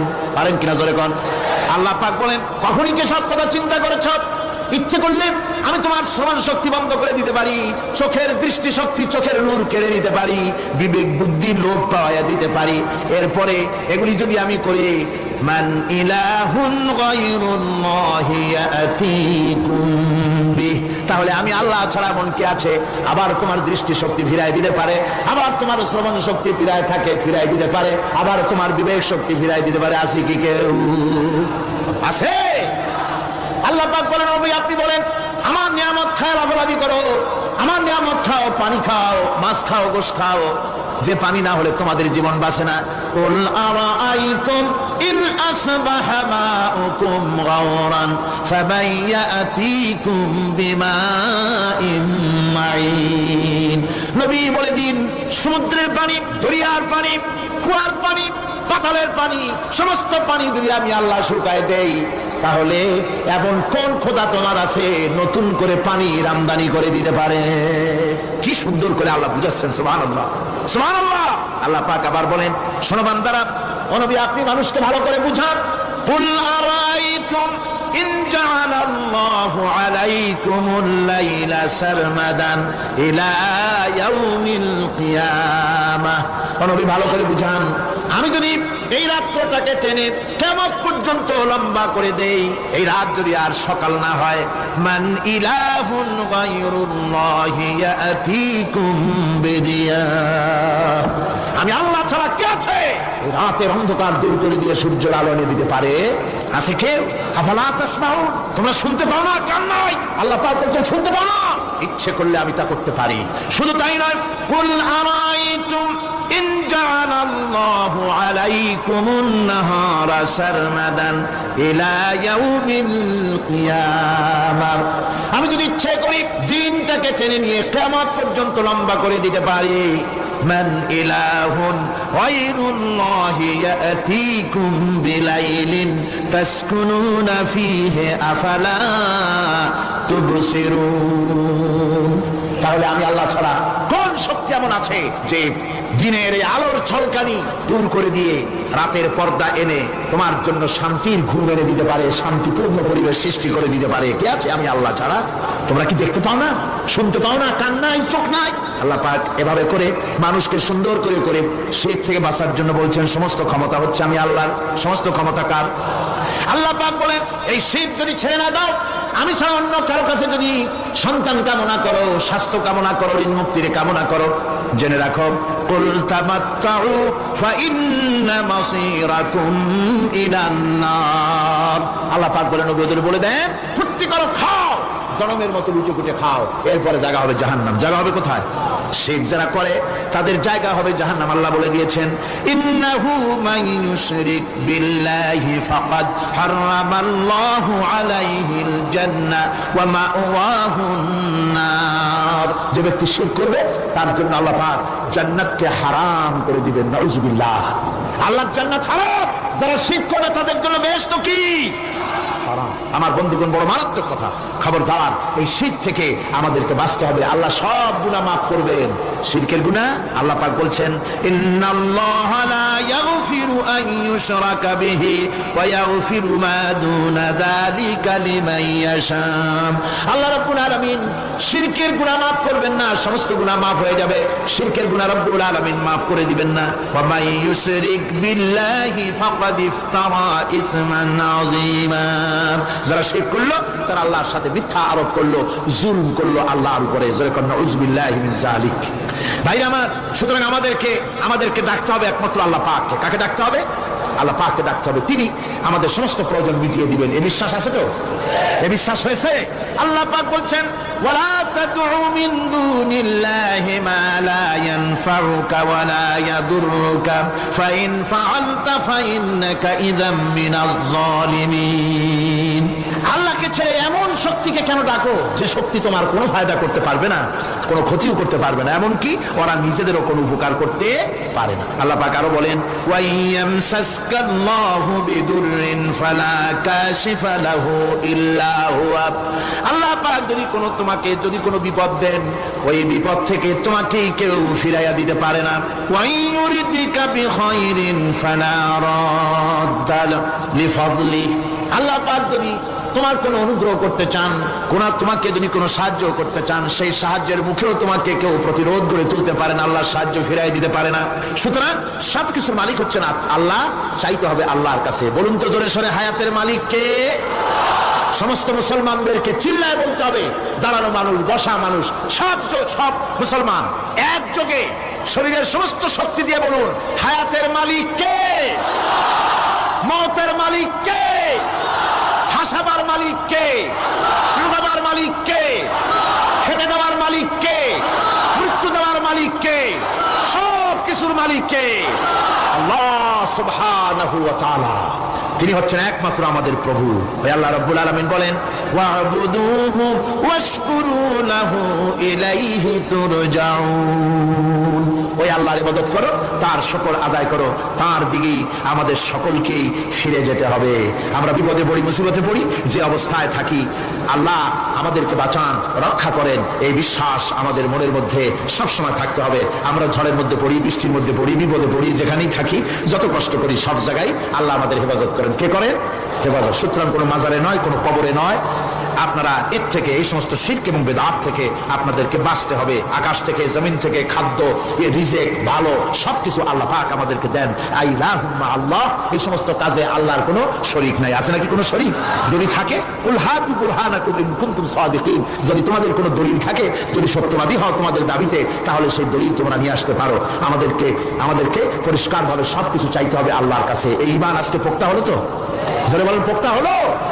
الذي جعل لكم الأرض مهدا وجعل لكم فيها سبلا لعلكم تهتدون।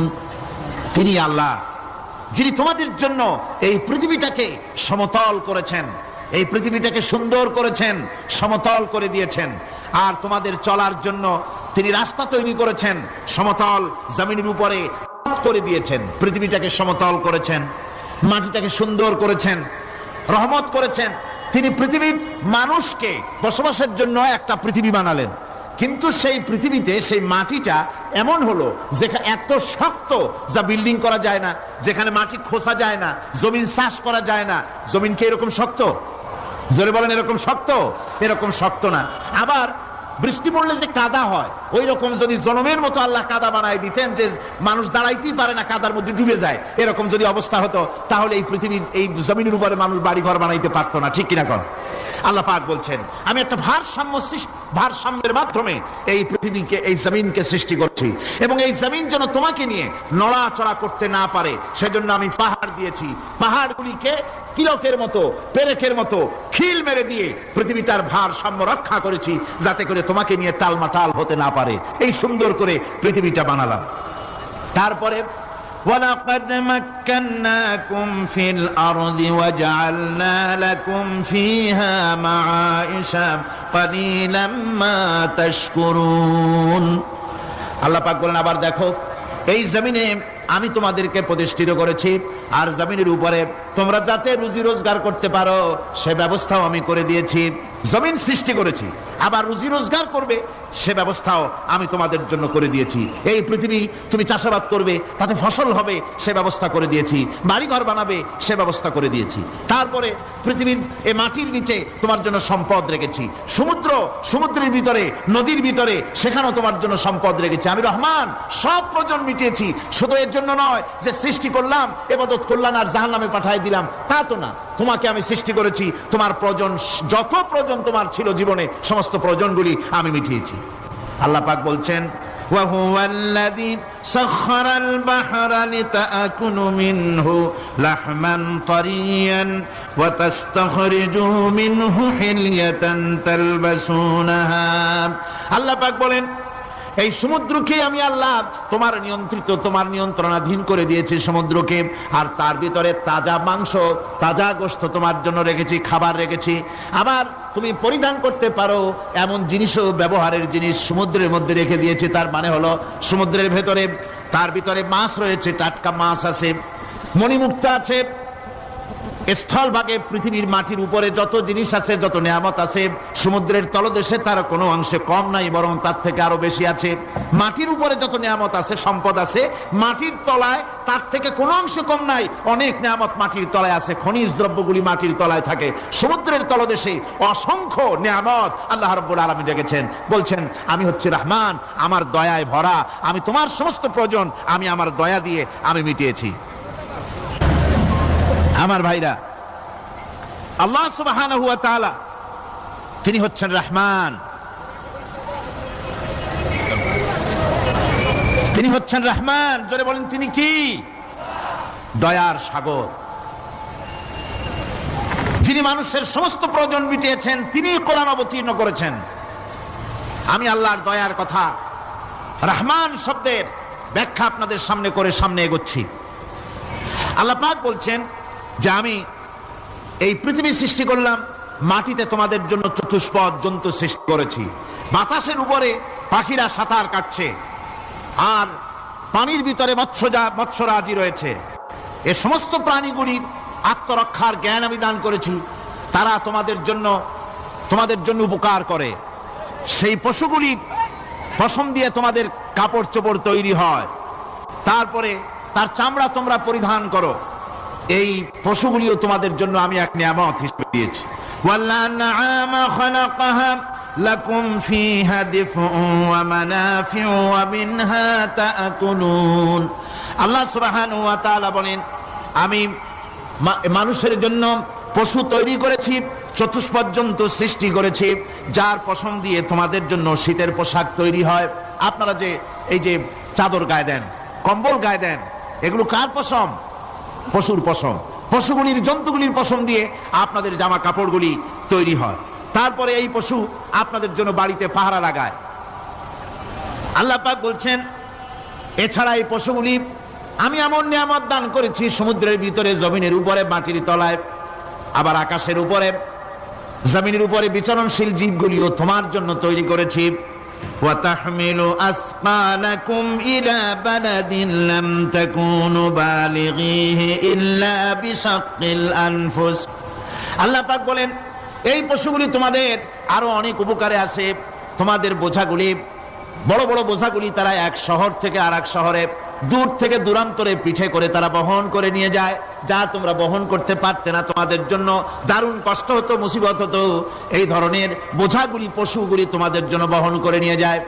গাধা, ঘোড়া, হাতি, আপনাদের বোঝাগুলিকে, বিরাট বিরাট বোঝা যা টানতে ট্রাক লাগে, মানুষের জন্য কষ্ট হয়, এই বোঝাগুলিও এই পশুর দ্বারা আল্লাহ পাক বহন করায় থাকেন। আল্লাহ পাক বলছেন, ইন্না রাব্বাকুম লারাউফুর রহিম। নিশ্চয়ই তোমাদের রব, তিনি তোমাদের প্রতি অত্যন্ত দয়াশীল, তার দয়া পৃথিবীর চতুর্দিকে ছড়িয়ে আছে। তিনি আমাদেরকে এই কোরআন নাযিল করেছেন, এই কোরআন আমাদেরকে শিক্ষা দিয়েছেন এমন এক রহমান, যার দয়া পৃথিবীর চতুর্দিকে সর্বত্র ছড়িয়ে আছে। আল্লাহর দয়া চতুর্দিকে কি ছড়িয়ে আছে কোন? আল্লাহর দয়া, আল্লাহর মুহাব্বত, আল্লাহর করুণা সর্বত্র ছড়িয়ে আছে। আল্লাহ পাক বলছেন, পশু সৃষ্টি করলাম, পশুগুলি তোমাকে পাহারা দিল, তার গোশত তোমরা খেলে, তাকে দিয়ে তোমরা মাল বহন করলে, তার পশম দিয়ে জামা কাপড় বানালে। আরো দেখো কি করলাম এই পশু দিয়ে, ওয়া ইন্না লাকুম ফিল আনআমি লাইবরা নুসকিকুম মিম্মা ফি বুতুনিহি মিন বাইনি ফারসিন ওয়া দামিন লাবানান খালিসান সাইগান লিশ-শারিবিন। আল্লাহ রাব্বুল আলামিন বলেন, চতুষ্পদ জীবের মধ্যে বুদ্ধিমান ব্যক্তিদের জন্য নিদর্শন রয়েছে। যারা বুদ্ধিমান তাদের জন্য নিদর্শন রয়েছে। দেখো, তোমার গাভীগুলি, এগুলি জমিনের ঘাস খেলো, এই ঘাস খাওয়ার পর তার শরীরের ভিতরে রক্ত তৈরি হলো, পেশাব হলো, ময়লা হলো। সেই পেশাব, ময়লা, রক্ত ইত্যাদির ভেতর থেকে আমি তোমাদের জন্য দুধ তৈরি করে দিলাম। যেখান থেকে পেশাব বের হলো, পায়খানা বের হলো, তার পাশের থেকে স্বচ্ছ, সুন্দর, সুমিষ্ট, সুস্বাদু দুধ আমি তোমাদের জন্য বের করে দিলাম। সুবহানাল্লাহ বিহামদিহি। দেখুন, এই দুধ আল্লাহ পাক তৈরি করলেন। কাগজ তৈরি হয় যে মিল, কলকারখানায়, পেপার মিল। আপনারা যদি কোনো পেপার মিলে জানতো, যে দেখবেন কাগজ তৈরি হয় গাছ দিয়ে। এই গাছগুলি মিলের মধ্যে, মেশিনের মধ্যে ঢুকানো হয়। মেশিনের ভিতরে গাছটা ঢুকে মেশিনের তাপে, বৈদ্যুতিক তাপে এই গাছগুলি গলে যায়, পানি হয়ে যায়। তারপরে ছাকনা থাকে, নেট থাকে, কয়েকটা নেট থাকে। সেই ছাকনাগুলির ভিতর থেকে ছেঁকে এরপরে সেই পানিটা চলে আসে প্লেটের উপরে, এসে আস্তে আস্তে শক্ত হতে হতে সেটা কাগজে পরিণত হয়ে যায়। পানিটা আস্তে আস্তে কাগজে পরিণত হয়ে যায়। তো এই কাগজ তৈরি করতে গিয়ে কাগজটা থেকে যে ছাকনাগুলি দেওয়া হলো, নেট দেওয়া হলো, যাতে করে কোনো আবর্জনা না যায়, সেজন্য এতগুলি নেট সিস্টেম আছে, এতগুলি ছাকনার সিস্টেম আছে। কিন্তু তারপরেও, এত সাবধানতা সত্ত্বেও আমরা দেখি কাগজে লিখতে গেলে কাগজের মধ্যে নিপের সাথে অ্যাক্সিডেন্ট হয়ে যায়। এ ধরনের আবর্জনা কাগজের মধ্যে দুই একটা থেকে যায়। অনেক কাগজের মধ্যে এরকম পাওয়া যায় কিনা ভাই? এবার আপনি দেখেন, কাগজ তৈরি করার জন্য মিল কলকারখানার ভিতরে, পেপার মিলে এতগুলো নেটের ব্যবস্থা থাকে, ছাকনার ব্যবস্থা থাকে। তারপরেও আবর্জনা কিছু কাগজের মধ্যে চলে আসে, দুই একটা থেকে যায়। কিন্তু ঘাস খেলো, কুটা খেলো, খড় খেলো, ভুসি খেলো, তুষি খেলো, গাবিতে খেলো। খাওয়ার পরে আল্লাহ রাব্বুল আলামিন এ দিয়ে দুধ বানালেন, এ দিয়ে পায়খানা হলো, পেশাব হলো, রক্ত হলো। দুধ যখন দহন করলেন, দুধ দহন করার সময় একটা ঘাসের কণাও কি তার মধ্যে পেয়েছেন? পাওয়া গেছে? যায় নাই। অথচ দুধ থাকে যে বাটের মধ্যে, ওটা কি বলে? ওলান বলে নাকি? যে ওলানের ভিতরে দুধ থাকে, ওইটা কাটে দেখেন, জবাও করে, গরু জবাও করে ওলানটা কাটে দেখেন, ওর ভিতরে কোনো নেট আছে, কোনো জাল আছে, কোনো ছাকনার ব্যবস্থা আছে? কিচ্ছু নাই। সুবহানাল্লাহ কইতে ইচ্ছে করে না ভাইরা? আল্লাহ রাব্বুল আলামিন বলেন, এইভাবে করে পশুর ভিতরে তোমার জন্য কত, এক পশুতে কত উপকার করলাম, গোশত খাওয়ালাম, চামড়া দিয়া জামা বানায় দিলাম। প্রচন্ড শীত পড়ে যেখানে, কানাডায়, ইউরোপে, আমেরিকায় প্রচন্ড শীত পড়ে কোন কোন এলাকায়। দক্ষিণ আমেরিকায় কানাডার একটা এলাকা আছে যেখানে এবার আমি সফর করে এসেছি। 12 মাস বরফ পড়ে সেখানে, বরফ আর বরফ ছাড়া কিছু নাই, সমস্ত রাস্তাঘাট সব বরফ আর বরফ। সেখানে এই প্রচন্ড শীতের ভিতরে মানুষ কিভাবে থাকবে? সুতা দিয়ে তৈরি করা কাপড়ে শীত কিছুতেই মানতে পারে না। আমি তো গেছি এমন এক জায়গায়, কানাডা এবং আমেরিকা যেখানে ছিলাম, সেখানে শীত ছিল -11 টেম্পারেচার, -11। এখন বোঝেন যে ঠান্ডাটা কি পরিমাণ। মুখের থেকে থুতু ফেললে আপনি চেহারা ফিরাতে পারবেন না, এর মধ্যে আপনার থুতু বরফ হয়ে যাচ্ছে। এই রকমের প্রচন্ড ঠান্ডায় সব রকমের কাপড় চোপড় যা ছিল এগুলো সব কিনে গায়ে দিয়ে আমি 1-3 হয়ে গেছি ফুলিয়া। তারপরেও আমার মনে হচ্ছে ঠান্ডা আমার হাত দিয়ে স্পর্শ করতেছে। তাহলে বরফের দেশ যেটা, এস্কিমোরা যেখানে বাস করে, সেই মানুষগুলির অবস্থা কি? ওই এস্কিমোরা যেখানে বাস করবে, 12 মাস যেখানে বরফ পড়বে, ওই জায়গার মানুষগুলো কি করে, কি গায়ে দিয়া বাঁচবে? এ পরিকল্পনা, এই চিন্তা দুনিয়ায় কেউ করে নাই, রহমান করেছেন। আল্লাহ রাব্বুল আলামিন পশু তৈরি করেছেন, পশুর গায়ে পশম দিয়েছেন, চামড়া দিয়েছেন। সেই জায়গার মানুষগুলি চামড়া দিয়া জামা তৈরি করে গায়ে লাগায়, শীত ঢোকে না। সুবহানাল্লাহ। চামড়া দিয়ে জামা তৈরি হচ্ছে, কাপড় চোপড় তৈরি হচ্ছে। আল্লাহ বলেন এভাবে করে কত কিছু হলো। চামড়া দিয়া জামা বানাইলা, পশম দিয়ে শাল তৈরি করলে, কম্বল তৈরি করলে, গোশতগুলো পাইকারি করে খাইলে জম্মের খাওয়া। তারপরে হাড্ডিগুলি দিয়ে শার্ট তৈরি করলে। এই পশু তোমাকে পাহারা দিল বাড়িতে, কুত্তায় সারা রাত পাহারা দেয় তোমার বাড়িতে। কুত্তা আবার পুলিশেও চাকরি করে। ইংল্যান্ডে, লন্ডনে দেখেছি আপনার, সেখানে কুকুর, ওকে ট্রেনিং দেওয়া হয়, কুকুর পুলিশে চাকরি করে। কোনো পুলিশ আছে হাবিলদার, সাব ইন্সপেক্টর, তবে কুত্তা জানে না যে সাব ইন্সপেক্টর কিনা আসে। বিভিন্ন বিভাগ তাকে দেওয়া হয়েছে এবং তারা এত নির্ভরযোগ্য, শুধুমাত্র চোরের ছবি আর তার ব্যবহৃত জামা কাপড় একটুখানি নাকে শুকায় দেবে কুত্তাকে, পুলিশ আর যাওয়া লাগবে না। এই কুত্তা পুলিশই যথেষ্ট। খুঁজা চোর যদি একবার তার নজরে এসে যায়, আর ছাড়াছাড়ি নাই, তাকে হাজির করবে, পুলিশের সামনে এনে হাজির করবে। তো এই কুকুর বাড়িতে পাহারা দিচ্ছে আপনার জন্য, তারপরে পুলিশের দায়িত্ব পালন করতেছে। মানুষ মরে গেলে কোথায় মরেছে সেগুলি সন্ধান করে নিয়ে আসতেছে, মাইন কোথায় পোতা আছে তা খুঁজে নিয়ে আসতেছে। কত উপকার আল্লাহ পাক করছেন। আল্লাহ পাক বলছেন, দেখো বান্দা, তোমার জন্য এই ধরনের অসংখ্য নিয়ামত আমি দান করেছি। আর এই নিয়ামতগুলি কার থেকে আসছে? ওয়ামা বিকুম মিন নি'মাতিন ফামিনাল্লাহ। যত নিয়ামত বান্দা তোমার জন্য তুমি পেয়েছো, সমস্ত নিয়ামত আমি আল্লাহ রাব্বুল আলামিনের পক্ষ থেকে এসেছে। সব নিয়ামত কে দিয়েছেন? জোরে বলেন, কে দিলেন? আল্লাহ পাক দিলেন। আল্লাহ পাক বলেন, এইভাবে করে আমি আমার নিয়ামত দিয়ে, রহমত দিয়ে তোমাকে আমি সৃষ্টি করেছি, তোমাকে লালন পালন করতেছি। একটি মানুষ যতই সংকীর্ণ এবং অসভ্য জীবন যাপন করুক না কেন, সে পৃথিবীতে যেখানে বসবাস করে সেখানে বসে সে অন্তত তার চতুর্দিকে কত নিয়ামত সে লাভ করতেছে তা সে চিন্তা না করে পারে না। সে যদি চিন্তা করে তাহলে অবশ্যই এগুলি তার জ্ঞানের মধ্যে আসবে। একজন কৃষক, সে নির্জন একটা কুটিরে বাস করে, সে আল্লাহর সৃষ্টি নৈপুণ্যতা বুঝুক আর না বুঝুক, আকাশ কেন সৃষ্টি হলো, জমিন কেন সৃষ্টি হলো, এই কথা যদি জিজ্ঞাসা করা হয় কৃষককে, সে তো ভালো করে তা বুঝবে না।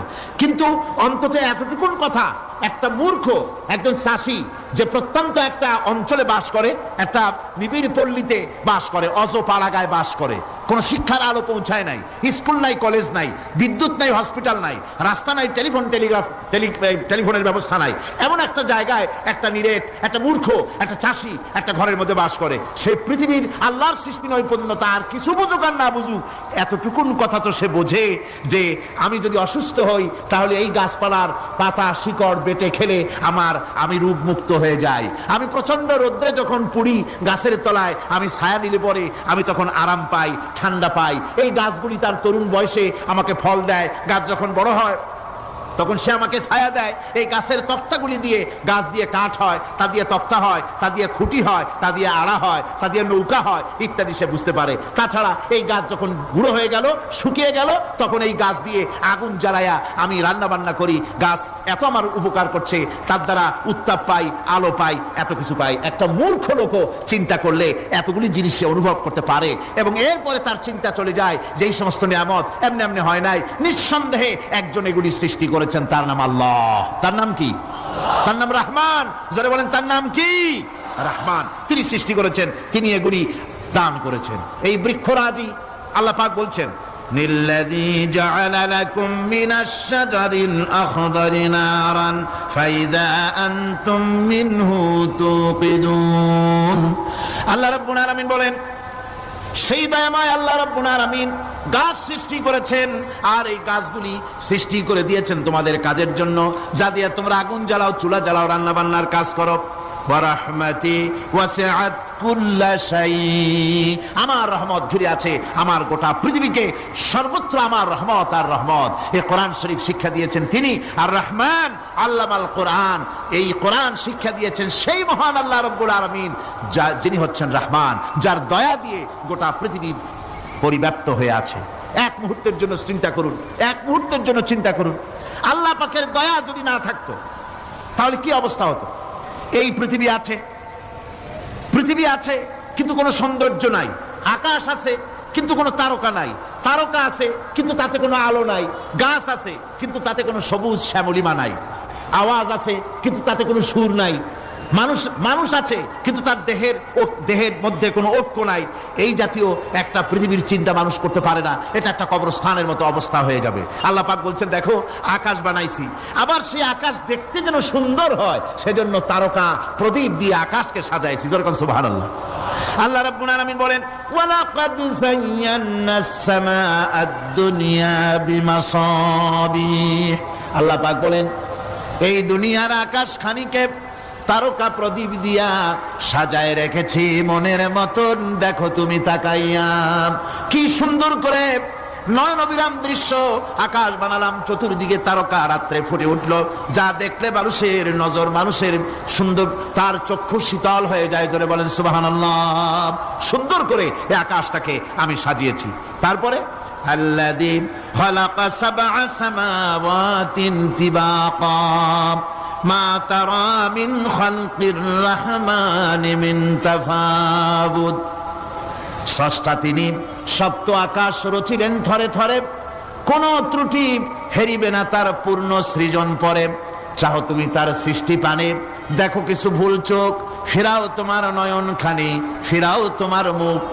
অক্ষমহীন দৃষ্টি তোমার সৃষ্টিতে পাবে ফাঁকি, ফিরাও তোমার নয়ন খানি, ফিরাও কাঙ্গালাখি। আল্লাহ পাক বলেন আমার আকাশের দিকে তাকাও, বারবার তাকাও, সূর্যের দিকে তাকাও, চন্দ্রের দিকে তাকাও, গাছপালার দিকে তাকাও, তাকায় দেখো কোনো ভুল আছে নাকি, ভালো করে দেখো কোনো ভুল আছে নাকি। আল্লাহ পাক বলেন আবার তাকাও, দেখতে দেখতে তোমার চক্ষু দুর্বল হয়ে তোমার কাছেই ফিরে আসবে। আমার সৃষ্টি নৈপুণ্যতার ভিতরে কোনো ভুল পাবে না। সুবহানাল্লাহ। একজন দরবেশ সাহেব তিনি একবার এই সূরার পড়তেছিলেন, মুখস্থ তেলাওয়াত করতেছিলেন, একটা গাছের তলায় বসে, একটা বট গাছের তলায় বসে এটা তেলাওয়াত করতেছিলেন। যখন তিনি পড়লেন হাল তারা মিন ফুতুর, আমার সৃষ্টি নৈপুণ্যতার ভিতরে কোনো ভুল পাওয়া যায় নাকি।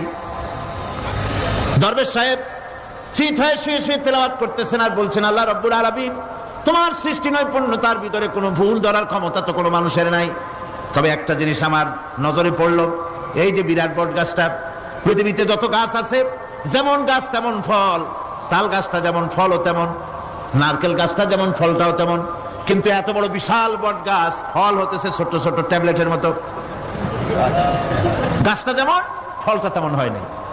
আল্লাহ এটা ভুল না, তুমি বলেছো যে দেখো কোনো ভুল টুল আছে নাকি, তুমি ভুল তো না, আমার চোখে এটা লাগলো, যেমন গাছ তেমন ফল হয়নি।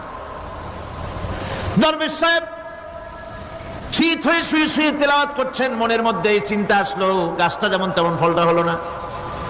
দরবেশ সাহেব বলেন এই চিন্তা করতেছি, হঠাৎ করে একটা দমকা হাওয়া বয়ে গেল, ডালে ডালে বাড়ি লেগে গেল, একটা আদা পাকা বটের ফল অনেক উপর থেকে বৃন্তচ্যুত হয়ে ছট করে এসে আমার নাকের উপরে ফট করে পড়লো। নাকের উপরে এমন ভাবে পড়ছে, নাকটা জ্বলে উঠছে। আমি সেজদায় পড়ে গেলাম। দরবেশ সাহেব বলেন আমি সেজদায় পড়ে গেলাম, চোখের পানি ফেলে আল্লাহর দরবারে মাপ চাইলাম, বললাম রব্বুল আলামিন, তোমার কোন জিনিসের ভিতরে কোনো খুঁত নাই, নিখুঁত জিনিস তুমি বানাইছো, কোনো ভুল নাই। আমি চিন্তা করেছিলাম নারকেল গাছ যেমন তার ফল তেমন, তাল গাছ যেমন তার ফল তেমন, বট গাছটা যেমন তেমন ফল। আমার আন্দাজ মতো, আমার চিন্তা মতো, যত বড় বট গাছ অত বড় ফলটা যদি হতো, বটের ফলটা যে পজিশন নিয়ে আমার নাকে পড়েছিল, গাছ যেমন ফল তেমন হলো, নাকও যেত, আমার মাথাও যেত।